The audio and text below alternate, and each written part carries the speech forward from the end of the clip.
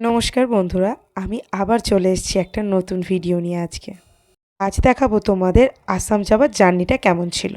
আমি বেসিক্যালি ১-২ রাতের জন্য ট্রেনে করে সেরমভাবে কোথাও যাইনি। যা গেছি ওই সামনাসামনি ১-২-৩ ঘন্টা, ৪ ঘন্টা, 5 ঘন্টার রাস্তার।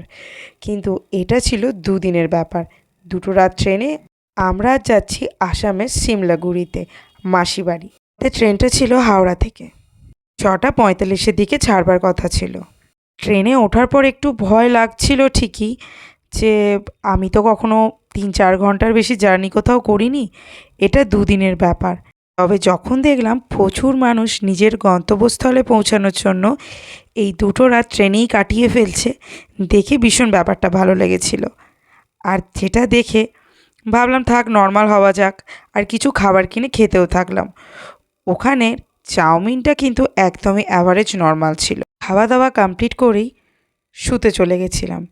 কেন, কী আর করব, তার কারণ জানোই যে রিজার্ভেশনে যাওয়া হয় আর কি, খেয়ে শুয়ে বসে দিন কাবার যাকে বলে একদমই।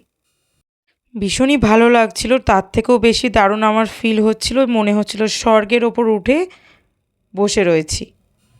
যেহেতু এত ওপরে উঠে বসে শুয়েছিলাম সেই কারণে এটি ফিল হচ্ছিল। সকাল হতেই চলে এলো ব্রহ্মপুত্র। উফ, চোখ খুলতেই দারুণ একটা ব্যাপার ছিল। আর আসামে ঢোকার আগে গুয়াহাটির ওয়েদার থেকে শুরু করে ভিউটা জাস্ট দারুণ ছিল। খুবই সুন্দর লাগছিল পাহাড়গুলো আশেপাশে দেখতে, আর মনে হচ্ছিল সারাক্ষণ ভিডিওই করি, কারণ আমাদের এখানে তো আর কলকাতায় এভাবে গাছপালা দেখা যায় না। সেক্ষেত্রে ওখানের যা ওয়েদার আর ওখানের যা ভিউ, জাস্ট ওয়াও। মানে যেই দেখবে অবশ্যই এটার প্রেমে পড়ে যাবে।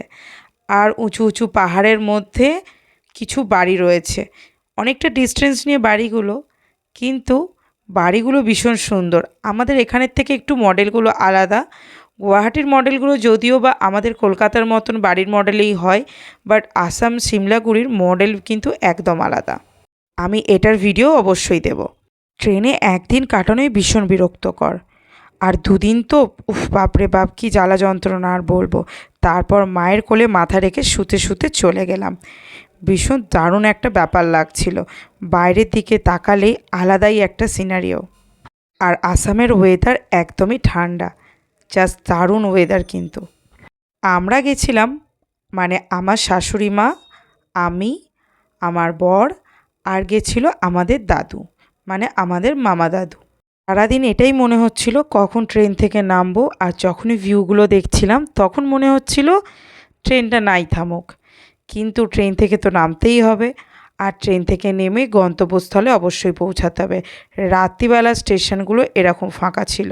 আমরা পৌঁছে গেছিলাম গন্তব্যস্থলে সিমলাগুড়িতে, মানে রাত্রি ২টোর সময় আমরা ট্রেন থেকে নেমে গেছিলাম। আমাদের অবস্থা ভীষণই খারাপ, কারণ ট্রেনে তো ঠিকঠাক ঘুমও হয় না, কখন বাড়ি যাব এই ব্যাপারটা লাগছিল।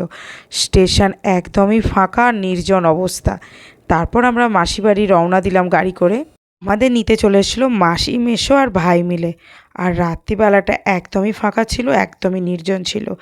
নেক্সট ভিডিও আবার আসছে, দেখতে থাকো। আমার নেক্সট ভিডিওতে আবার দেখা হবে।